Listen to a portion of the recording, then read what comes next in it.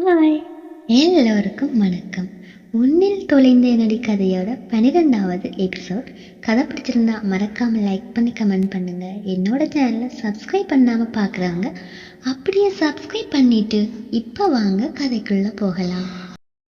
கௌதமின் அறைக்கு சென்ற பாட்டி கீர்த்தி அழுது கொண்டிருப்பதை பார்த்து, ஏம்மா எதுக்கு அழுதுட்டு இருக்க என கேட்க, அவரை கண்டதும் அவள் அழுகை இன்னும் அதிகமாய் இருந்தது.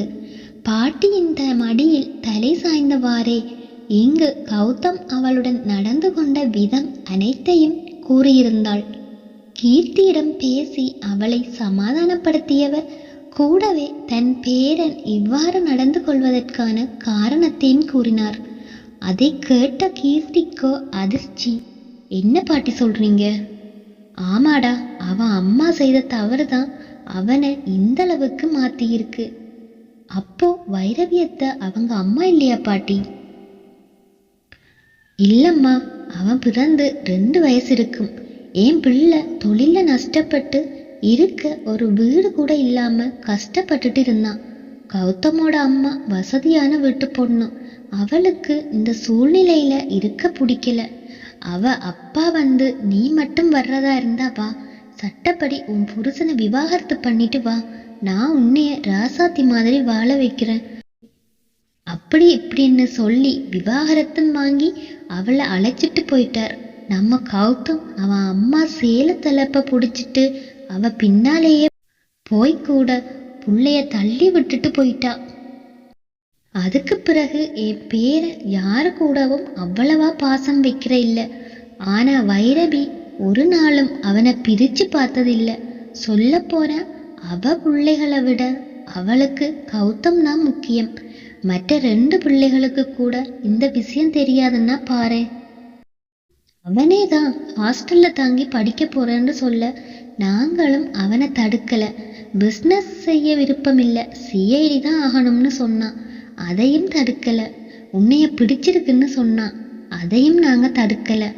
ஆனா என் பேர முகத்துல இப்பதான் கொஞ்சம் சிரிப்பையே பார்க்கிறேன். அது உன்னால தான்னு எனக்கு தெரியும், நீ நினைச்சா என்றவர். அதற்கு பின் அவர் மனதில் உள்ளதை அவளிடம் கேட்க விரும்பாமல், உனக்கு என்னம்மா வேணும் சொல்லு, என் பேரம் வேண்டாம்மா, உன் முடிவுதாம்மா எனக்கு முக்கியம் என அவள் தன் பேரனை வெறுத்துவிடக் கூடாது என மனதில் 1000 வேண்டுதல்களை வைத்து அவள் கரங்களை பற்றினார். அவளோ அவரின் கேள்விக்கு பதில் கூறாமல் மௌனமாயிருந்தாள். சரி வாம்மா, கீழே போகலாம் என கூறி அவளை தன்னுடன் அழைத்து சென்றவர் தன் தாயுடன் பேசியபடி கீழே வருபவளை பார்த்த சாரதாவுக்கு அவள் கண்கள் கீழே விழுவதைப் போல் இருந்தது. என்னடி, நீ என்ன நினைச்சிட்டு இருக்க? அந்த கௌதம் கிட்ட பேச ஏதாவது முயற்சி எடுக்கிறியா இல்லையா? சாதனாவோ, அம்மா அவர் ஏற்கனவே கீர்த்திக்கு தாலி கட்டி கூட்டி வந்திருக்கார், அவர் கூட எப்படிம்மா போய் பேசுறது? நான் அவர் அருகில போனா கூட எட்டி போற ஆள் கூட பேசுன்னா என்னம்மா பண்ண? நீ ஊர்ல மினிஸ்டர் பையன் கூட பழகி வைத்தியம் வாங்கிட்டு வந்து நிக்கிறவ கிட்ட வேற என்ன தடி சொல்ற? அந்த கீர்த்திய இங்கிருந்து துரத்திட்டு அந்த இடத்துல உன்னைய வைக்கணும். அப்போதான் அவன் பேர்ல அண்ணன் எழுதி வச்சிருக்க சொத்தெல்லாம் நம்மளுக்கு வரும். உன் பிரச்சனையும் சரியாகும், நம்ம பிரச்சனையும் சரியாகும். சாரதாவோ, நான் சொன்னது போல இன்னைக்கே நீ செய், மிச்சத நான் பார்த்துக்கிறேன். ஆனா அம்மா, எனக்கு பயமா இருக்கு. எதுக்கடி பயப்படுற? எல்லாம் நடக்கும், நீ பயப்படாம நான் சொன்னதை செய். வெளியே சென்ற கௌதம் கோவையின் இடம்பெற்ற குண்டுவெடிப்பை நடத்தியவர்களை பிடித்திருந்தான். ஆனால் அவர்கள் வரும் கூலிப்படையே. அதற்கு பின் இருக்கும் முக்கிய குற்றவாளியை இன்னும் கண்டுபிடிக்க முடியவில்லை. அது சம்பந்தமாக பிடிபட்ட குற்றவாளிகளிடம் விசாரணைகளை நடத்தி முடித்தவன் அன்றிரவு அவன் வீடு வரவே இல்லை. மறுநாள் காலையிலேயே கீர்த்தியை அழைத்து கொண்டு தன் நண்பனின் கம்பெனி ஒன்றிற்கு சென்றிருந்தான் இனியன். ஏற்கனவே அவளுக்காக பார்த்து வைத்திருந்த வேலைதான். அதனால் இன்றே அவள் வேலையையும் ஆரம்பித்திருந்தாள். தன் வேலைகள் அனைத்தையும் முடித்தவன் தூக்க கலக்கத்துடன் வீடு வந்திருந்தான். வீடு வந்தவன் முதலில் தேடியது கீர்த்தியைத்தான். யாரும் அவள் சென்ற இடத்தை அவனிடம் கூறவில்லை. அது பாட்டியின் ஆர்டர். வீடு முழுவதும் தேடிவிட்டான். அவள் அங்கு இல்லை. பின் கீர்த்தியின் வீட்டிற்கு சென்றிருந்தான். அங்கும் அவள் இல்லை என்றதும் ஒரு பைத்தியக்காரனைப் போல் ஊர் முழுதும் தேடி அலைந்தான். அவளை பார்க்காமல் இருந்த அந்த ஒரு இரவே அவனுக்கு 1 வருடம் போல் இருந்தது. இப்போ அவள் இல்லை என்பதை அவனால் ஜீரணிக்கவே முடியவில்லை. தான் நேற்று நடந்த விதம் பிடிக்காமல் தான் அவள் தன்னை விட்டு சென்று விட்டாளோ என்றெல்லாம் எண்ணியவன் ஒரு கட்டத்தில் வீடு வந்தவன் கோபம் பொறுக்காமல் கையில் கிடைத்த பொருட்களை எடுத்து எறிந்து உடைத்த வண்ணம் இருக்க மதிய உணவிற்காக அங்கு வந்தான் இனியன். அண்ணா, என்ன செய்யற நீ? எதுக்கு நான் இவ்வளோ கோபமா இருக்க? என கேட்க, உங்க அண்ணிய காணோமா, இவன் கூட ஓடினாலோ தெரியல என சாரதா தனக்கு கிடைத்த வாய்ப்பை பயன்படுத்தி கொண்டிருக்க அவன் கையில் இருந்த ஒரு கண்ணாடி ஜாடியை தூக்கி சாரதாவின் முன் வீசினான். இன்னொரு வார்த்தை அவளை பற்றி பேசுனீங்க, இத உங்க மேல வீச 1 நொடி போதும் என்றவனை, ஐயோ அண்ணா, அண்ணி வேலைக்கு போயிருக்காங்க, பாட்டி கிட்டையும் அம்மா கிட்டையும் சொல்லிட்டு தானே போனாங்க, உன்கிட்ட யாரும் சொல்லலையா? உண்மையில் இதை கேட்டவனுக்கு இன்னும் கோபம்தான் அதிகமானது. என்கிட்ட சொல்லாம அவ எப்படி போகலாம் என அப்படியே அங்கிருந்த சோபாவில் அமர்ந்தவன் வாசலையே வெறித்தபடி அமர்ந்திருந்தான். பைரவி பாட்டி இருவரும் கோயிலுக்கு சென்றுவிட, சாரதா குடும்பம் எல்லோரும் படம் பார்ப்பதற்காக சென்றுவிட, கௌதம் மட்டும் கண்கள் சிவக்க அங்கிருந்த சோபாவில் அமர்ந்திருந்தான். கோகிலாமா அவன் உடைத்து போட்ட அனைத்தையும் சுத்தம் செய்திருந்தார். கீர்த்தி வேலைக்கு சென்ற விடயம் தெரியாமல் மட்டும் அவன் இந்தளவில் கோபமாயில்லை. அதை தாண்டியும் அவள் ஒரு வேலையை செய்திருந்தாள். அவன் கட்டிய தாலியை கலட்டி அவன் அறையில் வைத்திருந்தாள். இதை பார்த்த பின்தான் அவனின் கோபம் இன்னும் அதிகமாயிருந்தது. அவன் அவளை ஊர் முழுதும் தேடி அலைந்ததும் வீட்டில் உள்ள எல்லா பொருட்களையும் போட்டுடைத்ததும் அதற்காகவே தான். தான் எந்த ஒரு தவறும் செய்யாத போது அவன் தாய் கொடுத்த தண்டனையை இன்று வரை மறக்காமல் துடிப்பவன். இவளும் தன்னை விட்டு சென்று விட்டாள் என ஒரு பைத்தியக்காரனைப் போல் நடந்து கொண்டிருந்தான். இதற்கிடையில் அரவிந்த் ஐசு எங்கே என பார்த்து விடலாம். ஐசுவின் பரீட்சைகள் அனைத்தும் முடிந்தவுடனே சென்னையில் அவனுக்கு மாற்றம் வாங்கி அரவிந்தையும் ஐசுவையும் அங்கு அனுப்பி வைத்திருந்தான் கௌதம். அவர்கள் தங்கள் காதலை போட்டி போட்டு வெளிப்படுத்தி கொண்டு சிட்டுக்குருவிகளாய் சுற்றி திரிகின்றனர் சென்னையில்.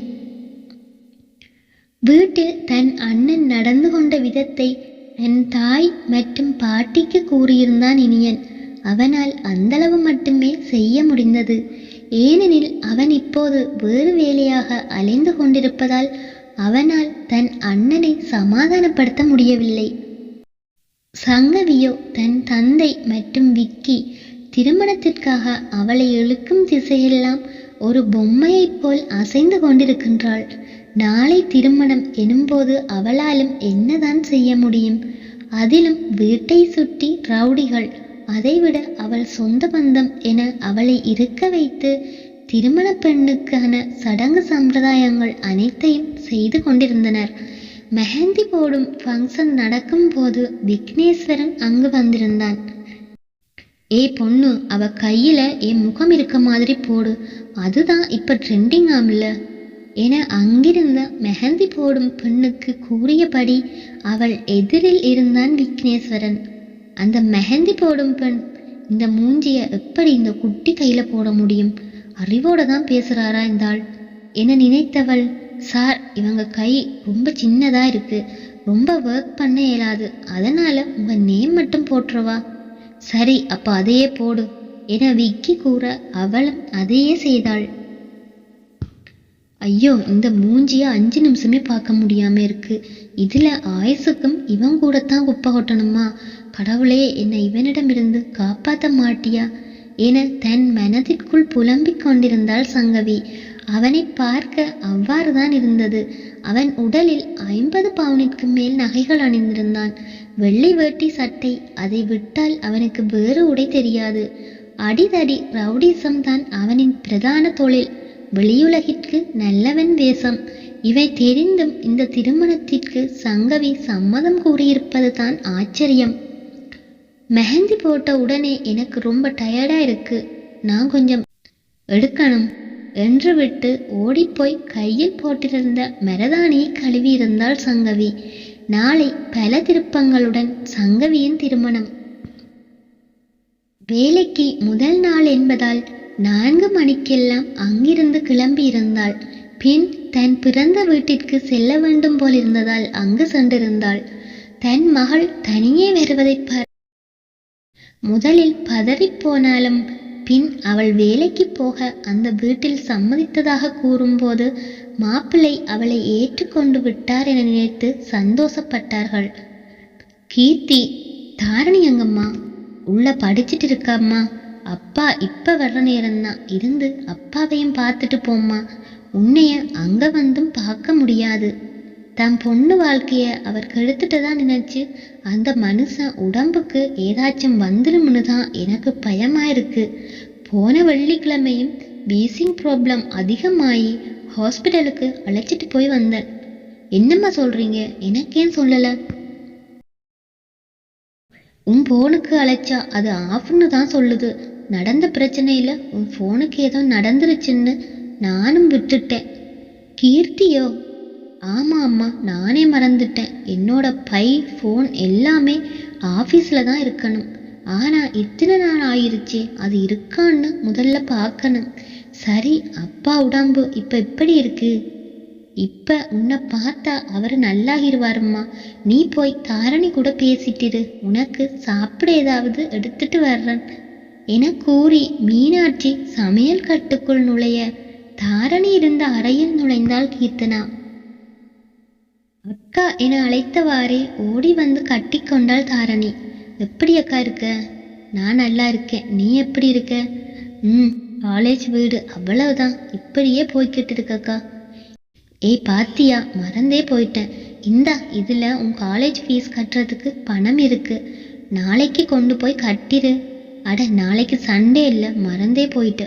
மண்டே மறக்காம எடுத்துட்டு போய் கட்டிரு என சில பல ரூபாய் தாள்களை தாரணியின் கையில் திணித்தாள். அவள் அந்த வீட்டுக்கு செல்லும் போது கழுத்தில் அணிந்திருந்தது ஒரு நூல் போன்ற மெல்லிய செயின் மட்டுமே. தாரணிக்கு காலேஜ் ஃபீஸ் கட்டுவதற்காக பணம் தேவையென வரும் வழியில் அதை விற்று பணமாக்கி எடுத்து வந்திருந்தாள். ஐயோ அக்கா, மாமா உங்ககிட்ட சொல்லலையா? மாமா போன வாரமே காலேஜுக்கு வந்து எனக்கு காலேஜ் ஃபீஸ் கட்டிடுச்சு. ஏன் உங்ககிட்ட சொல்லலையா? எந்த மாமாடி? கீர்த்திக்கு இப்போது குழப்பம். எனக்கு என்ன 10 அக்காவா இருக்காங்க? கௌதம் மாமா தான் கொண்டு வந்து பணம் கட்டிச்சு. நான் நினைச்சேன் நீ தான் சொல்லியிருப்பேன்னு. ஏன் உனக்கு தெரியாதா என தாரணி கூற, சரி சரி, இனி அவர் பணம் தந்தா நீ வாங்கிக்காத.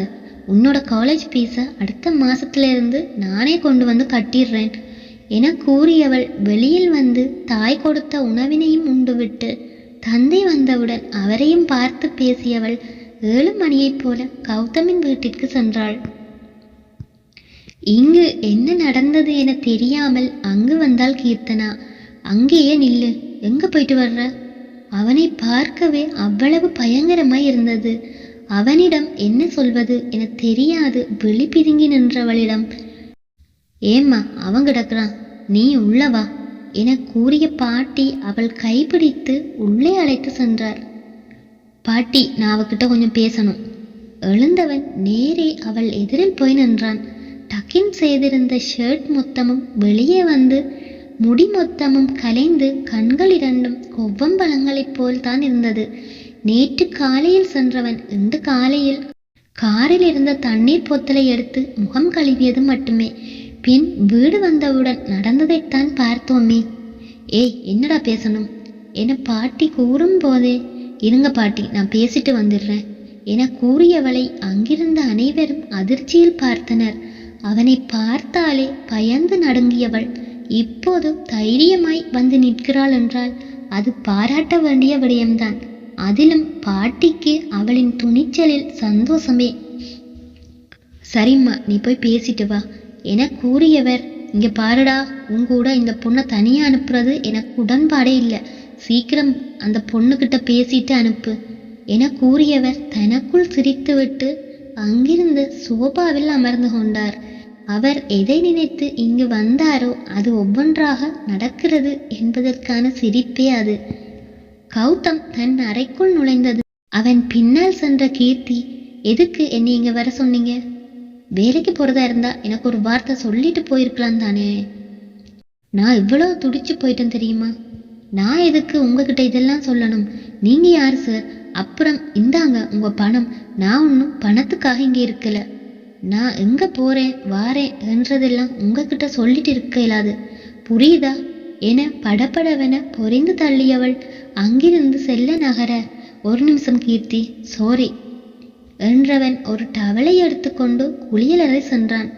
நாம் எதிர்பார்த்தது போல் கௌதம் அங்கு நடந்து கொள்ளவில்லை என்பது எல்லோருக்குமே ஏமாற்றம்தான், கீர்த்தி உட்பட. அவன் அந்த மன்னிப்பு கேட்கும் போது அவன் வார்த்தைகளில் அவ்வளவு வலிகள். அதை புரிந்து கொள்ள முடியாதளவு அவள் ஒன்றும் ஏமாளியோ மனச்சாட்சி இல்லாதவளோ இல்லையே. அவன் மனம் அவன் தாய் அவனை விலத்தி போனதை விட பல மடங்கு ரணமாய் துடித்தது. அவள் தாலியை கலட்டி வைத்ததை பார்த்தவன் அவளை ஒருபோதும் இனி தொந்தரவு செய்வதில்லை என முடிவெடுத்திருந்தான். ஒரு பெண் தாலியை கலட்டி வைப்பதென்பது லேசான காரியம் ஒன்றுமில்லையே. அப்படியானால் அவள் எந்தளவு உடைந்து போயிருப்பாள் என அவனுக்கு நன்றாகவே புரிந்தது. அதைவிட அந்த தாலி விடயத்தை அவளிடம் கேட்க கூடவில்லை. கேட்டிருந்தால் ஒருவேளை அவள் மனதில் என்ன இருந்தது என அவனுக்கு தெரிந்திருக்கும்.